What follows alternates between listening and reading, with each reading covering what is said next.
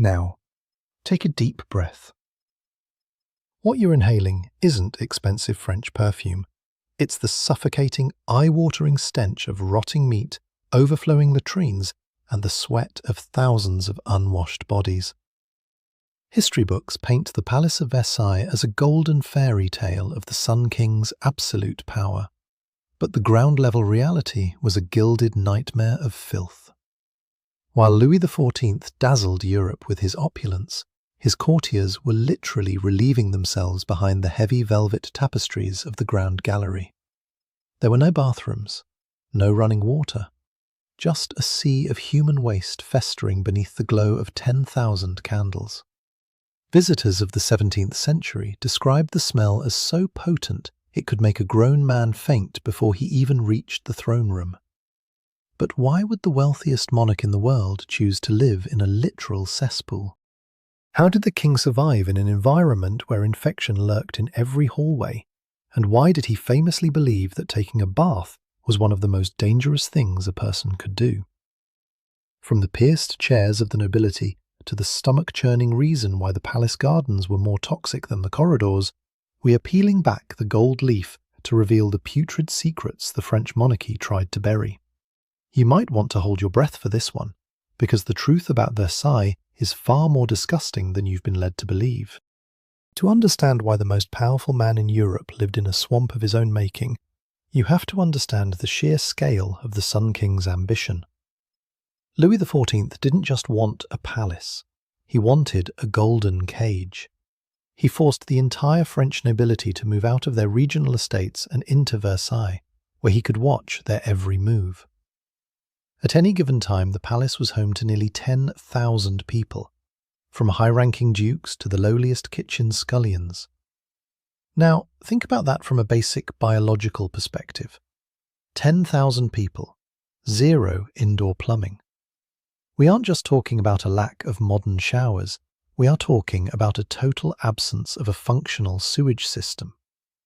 While the Hall of Mirrors was reflecting the sun's rays, the corridors were echoing with the sounds of people simply letting go. If a courtier couldn't find a chaise percée, a velvet-covered chair with a hole in the seat, they didn't hesitate. They would duck behind a marble pillar, lift their heavy silk robes, and relieve themselves right there on the parquet floors or behind a priceless tapestry. The royal archives are actually full of stomach-turning complaints.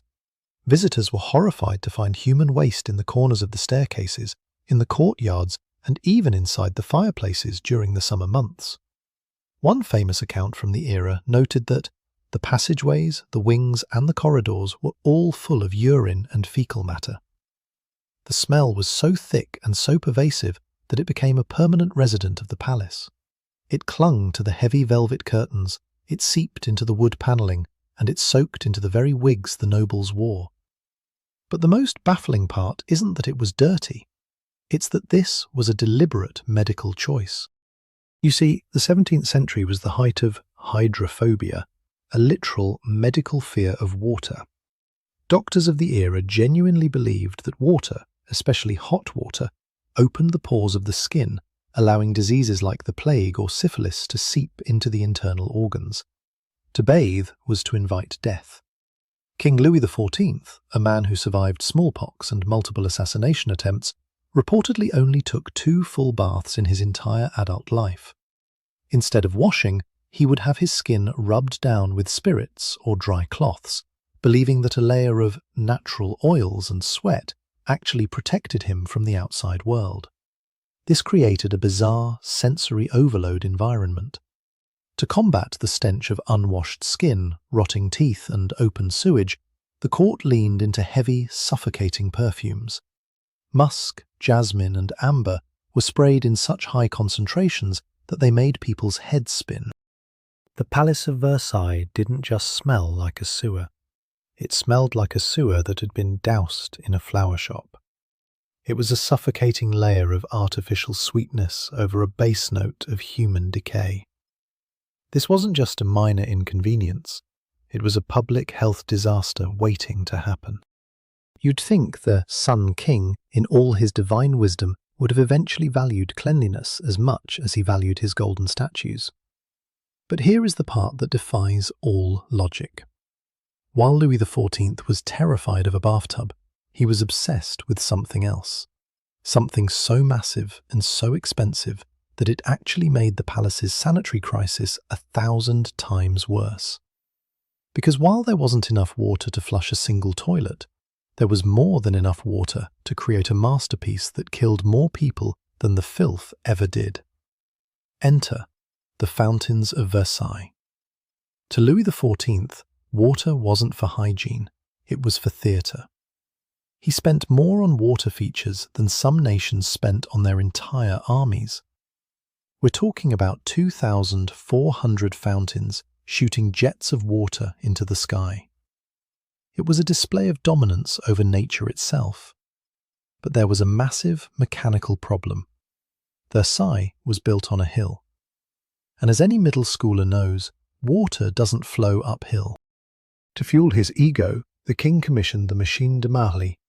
It was a mechanical monster, a system of 250 pumps and 14 giant water wheels that diverted the Seine River. It was hailed as the 8th wonder of the world. But here's the kicker. It was so loud and groaned so violently that it sounded like a screaming demon 24/7. And even with this engineering marvel, there wasn't enough water to keep all the fountains running at once. Whenever the king walked through the gardens, whistle men followed him. They would signal the fountain engineers to turn the valves on just seconds before the king arrived, then shut them off the moment he turned his back. It was a grand illusion. He had enough water to make marble statues spit at the sky, but he didn't have enough to wash a single hand. But while the fountains were a miracle of engineering, the source of that water was a death trap. The palace sat on a literal swamp. To build the gardens, thousands of workers had to drain the marshlands. They were working knee-deep in stagnant, mosquito-infested muck. The death toll was staggering.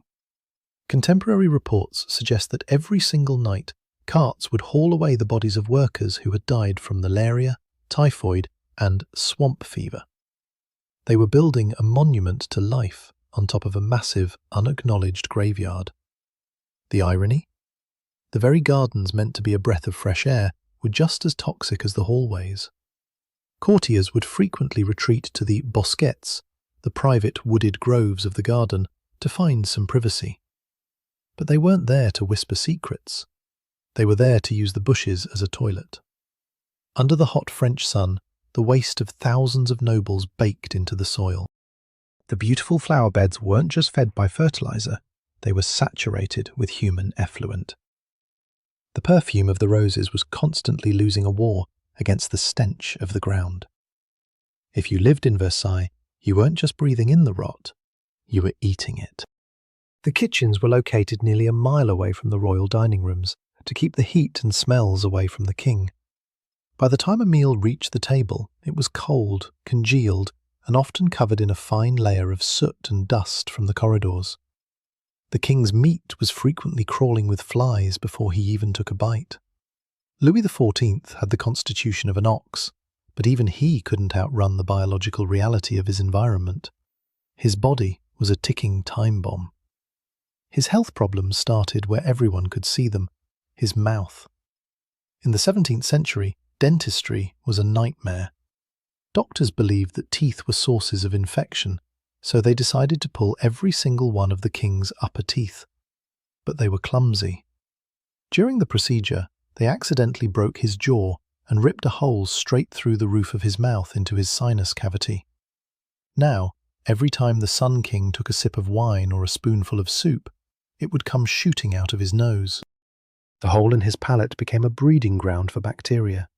His breath became so foul that his mistress, Madame de Montespan, famously had to hold a scented handkerchief to her nose just to stand near him. They called it a breath from hell. And yet he still refused to bathe. He believed the foul smells were simply bad air or miasma, completely ignoring the fact that he was rotting from the inside out. But this wasn't just a personal tragedy. It was a calculated power move. By forcing the nobility to live in this gilded sewer, Louis XIV broke them.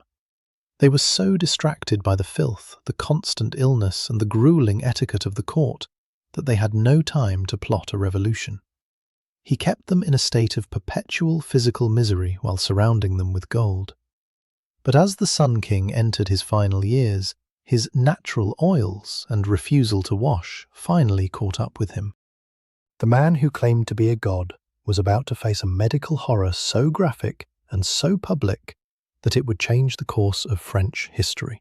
Because the Sun King wasn't just smelling like death, he was literally starting to decompose while he was still alive. And the cure the doctors proposed? It was far more terrifying than the disease. The Sun King wasn't just smelling like death, he was literally starting to decompose while he was still alive. In August 1715, just days before his 77th birthday, a small black spot appeared on Louis XIV's leg. The royal physicians, the same men who had ripped out his teeth and left him with a hole in his head, diagnosed it as sciatica. They were wrong. It was gangrene. As the infection spread, the king's leg turned black and began to emit a stench so putrid it rivaled the very hallways he had built.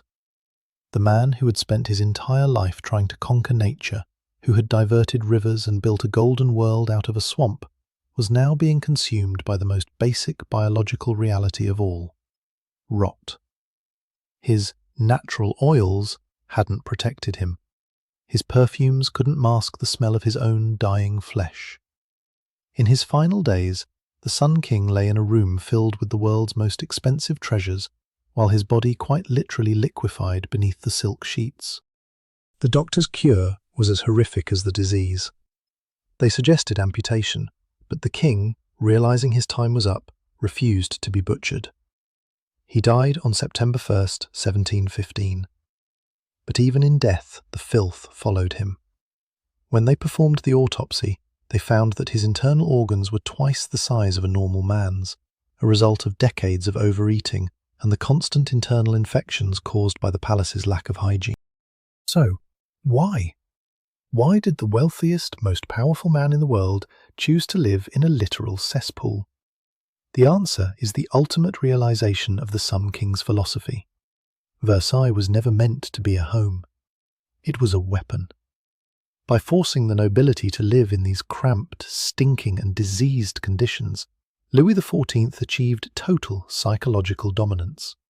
He turned the proudest dukes of France into desperate supplicants who were more worried about finding a clean chair or a dry corner than they were about overthrowing the monarchy.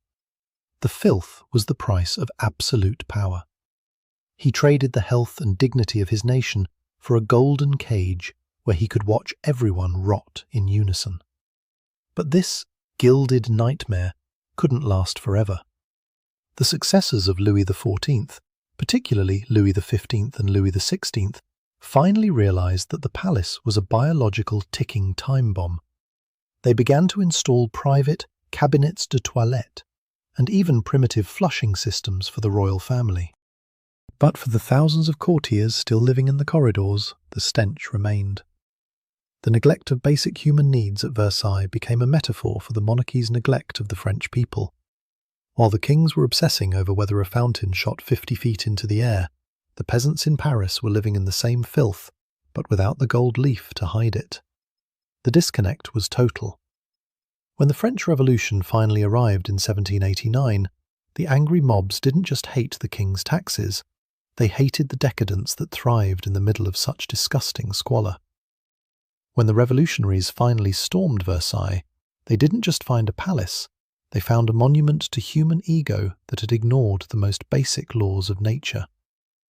The sun had set, leaving behind a legacy that was part gold and part garbage. Today, we walk through the Hall of Mirrors and see only the shimmer. We see the brilliance of the architecture and the scale of the ambition, but if you listen closely, past the whispers of the tour guides, you can almost hear the groaning of the machine de Marly and the rustle of heavy silk behind a tapestry. Versailles stands as a permanent reminder that no amount of gold can mask the scent of corruption, and that even the most powerful man on earth cannot hide from the reality of his own skin. The Golden Age of France was, in reality, a masterclass in how humanity's greatest heights are often built on its most disgusting depths. It is the ultimate paradox of history, that the most beautiful place on earth was also the most repulsive. The story of Versailles isn't an outlier, it is a blueprint. History is filled with these gilded nightmares, monuments of staggering beauty built upon foundations of unthinkable decay. From the lead-poisoned banquets of Rome to the plague-ridden streets of Victorian London, the past we are taught in school is often just a polished facade designed to protect the legacy of those in power. If you are the kind of person who needs to see through the gold leaf, who wants to breathe in the unfiltered, often repulsive truth that actually shaped our world, then you have found the right place. We don't just recount dates and battles, we descend into the corridors where the real history was made, the dark, the damp, and the deeply human. There are countless more vaults of history waiting to be opened, and secrets that are far more disturbing than a king's gangrenous leg. By joining this community, you are choosing to look past the shimmer of the Hall of Mirrors. You are choosing to hear the groans of the machines and see the stains hidden behind the velvet tapestries. Stay with us as we continue to exhume the putrid secrets the powerful tried to bury, because once you have smelled the rot beneath the perfume, you can never go back to believing the fairy tale. The next investigation into history's most beautiful horrors is already in motion. Ensure you are here to witness it.